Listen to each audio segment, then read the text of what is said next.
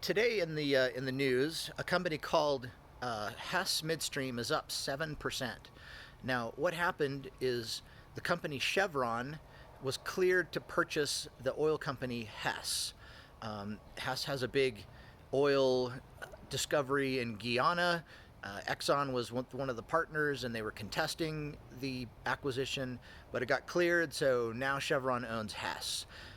Hess Oil also has a pipeline company, a midstream company called Hess Midstream. That ticker is HESM. Today, that stock is up 7%. Hess Midstream is up 7%. Now, you might ask yourself, why would that be the case? Well, in 2020, Chevron bought the oil company Noble, and I think that one appreciated 5 or 12% or something. And then about 8 months later, in 2021, they acquired the midstream company, Noble Pipeline. And when they did that, you got about a 15% premium for Noble Midstream. So again, this is if the pattern repeats, Hess Midstream is now a takeover target from Chevron. Hess owned about 37% of Hess Midstream, so now Chevron owns 37% of Hess Midstream.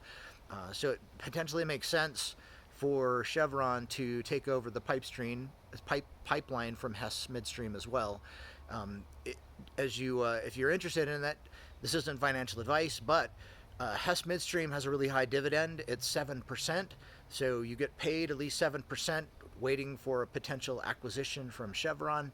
So something interesting to be aware of. I like the pipeline stocks. They're high dividend, critical infrastructure that the country has to have, potential growth opportunity, and now Hess Midstream is a possible takeover target. So take a look at that. It's not financial advice, but something interesting happening in the midstream segment.